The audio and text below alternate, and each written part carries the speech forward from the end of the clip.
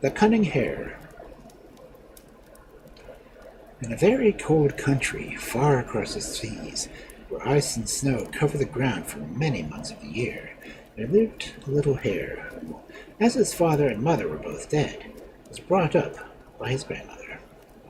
As he was too young and she was too old to work, they were very poor and often did not have enough to eat. One day, when the little fellow was hungrier than usual, he asked his grandmother if he might go down to the river and to catch a fish for their breakfast. And as the thaw had come and the water was flowing freely again, she laughed at him for thinking that any fish would let itself be caught by a hare, especially such a young one. But as she had the rheumatism very badly and could get no food herself, she let him go. If he does not catch a fish, he may find something else, she said to herself. So she told her grandson where to look for the net and how he was to set it across the river. But just as he was starting off, feeling himself quite the man, she called him back. After all, I don't know what use it is for your going, my boy, for even if you would catch a fish, I have no fire to cook it with. Let me catch my fish, and I will soon make you a fire, he answered gaily, for he was young and knew nothing about the difficulties of fire-making. It took him some time to haul the net through the bushes and over fields, but at length he reached the pool in the river, which he had often heard was swarming with fish, and here he set the net, as his grandmother had directed him. He was excited that he hardly slept all night, and the first very streak of dawn he ran as fast as he could down to the river. His heart beat so quickly it was as if he had dogs behind him, and he hardly dared to look, lest he would be disappointed. There would be even one fish, and at this thought the pangs of hunger made him feel quite sick with fear. But he need not have been afraid. In every mesh of the net was one fine fat fish, and of course the net itself was so heavy that he could only lift one corner. He threw some of the fish back into the water and buried some more in a hole under a stone, where he would be sure to find them. Then he rolled up the net with the rest and put it on his back and carried it home. The weight of the load caused his back to ache, and he was thankful to drop it outside their hut, when he rushed in full of joy to tell his grandmother. Be quick and clean them, he said, and I will go to the people's tent on the other side of the water.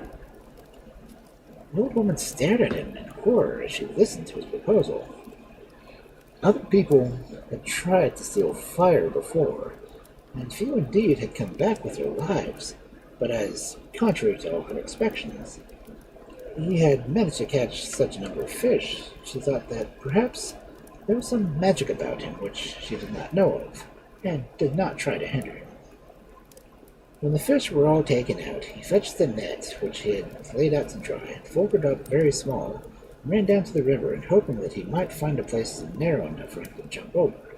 But he soon saw that it was too wide for even the best jumper in the world. For a few moments he stood there, wondering what was to be done, when he darted his head into words of spell which he had once heard a wizard use while drinking from the river. He repeated them as well as he could remember, and waited to see what would happen. In a few minutes he was grunting and puffing so hard that columns of water rose into the air, though he could not tell he had made them. Then he went round to the bend of the stream, came 15 huge whales, which he had ordered to place themselves head to tail like stepping stones, so that he could jump from one to the other until he landed on the opposite shore. Directly he got there, he told the whales that he did not need them anymore, and sat down in the sand to rest.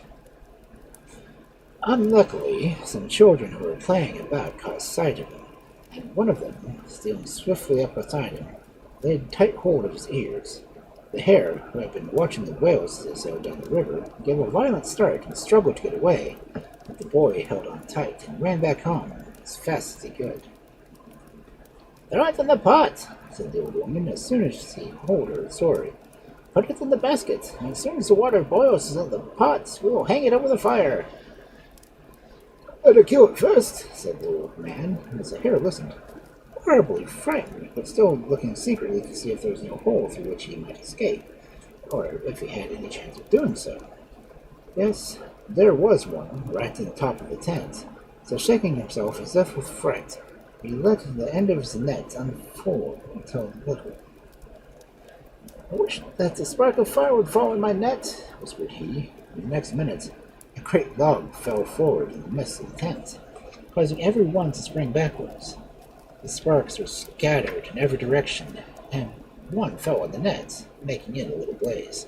In an instant, the hare had leaped through the hole and was racing towards the river with men and women and children after him. There was no time to call back the whales, so holding the net tight in his mouth, he wished himself across the river, and then jumped high into the air and landed safely on the other side. And after turning around to be sure that there was no chance of anyone pursuing him, he trotted happily home to his grandmother. "Didn't I tell you I'd bring you fire?" he said, holding up his net, which was now burning briskly. "But how did you cross the water?" inquired the old woman.